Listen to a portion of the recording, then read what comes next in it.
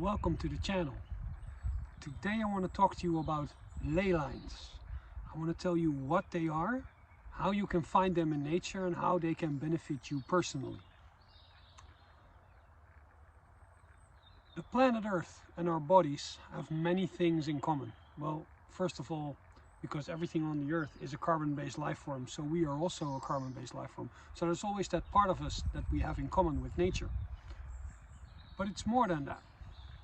Sometimes you find places which have a certain atmosphere, a certain darkness. And then very close to that place, if you keep looking, you also find a place that is very light. It's the same inside of ourselves. If you want to look it through a Christian frame of work, heaven and hell are very closely related and are very close to each other. Where your hell is often where your heaven is, and where your heaven is can also be where your hell is. I say this because inside of ourselves and outside of ourselves, that's often the same. Inside of our bodies, we have lines to which energy flows. In Eastern philosophy, they call this the meridians, the acupressure lines.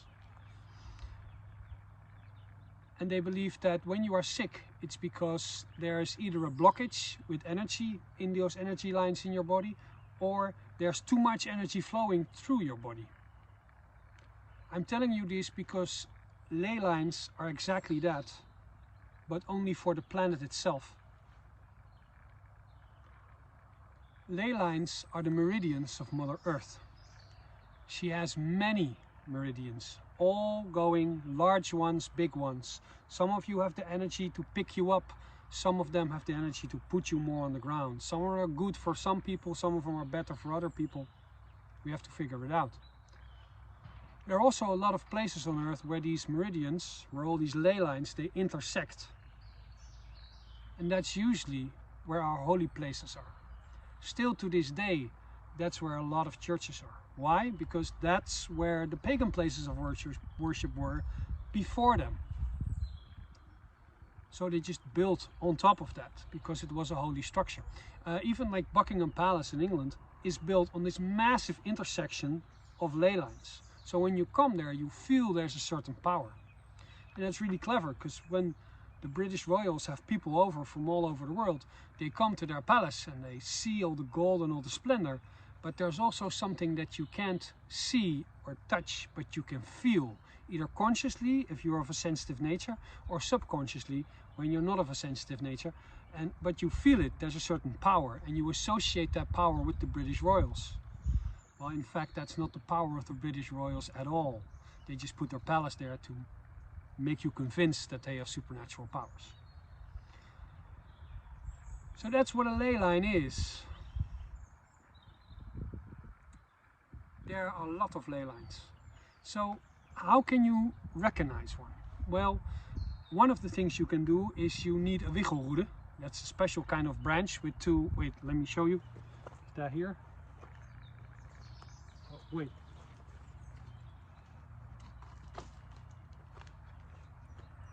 It's a smaller one like this, and you need special training, and then you can feel where the ley lines are.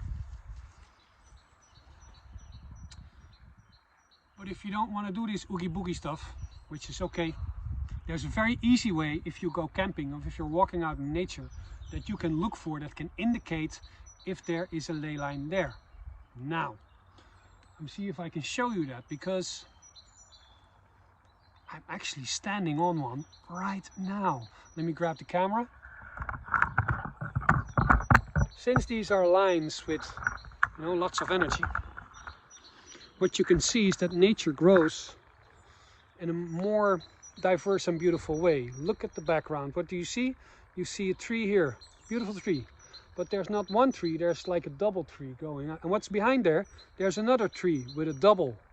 And what's there behind me? There's another tree with a double, and it's all in a straight line. And what's behind me? There's a tree with like 3, 4, 5, and what's behind me? That's even more. And when you have like, not every tree that has a double, how do you call this? Like, is it like a double tree with 2 pieces of wood?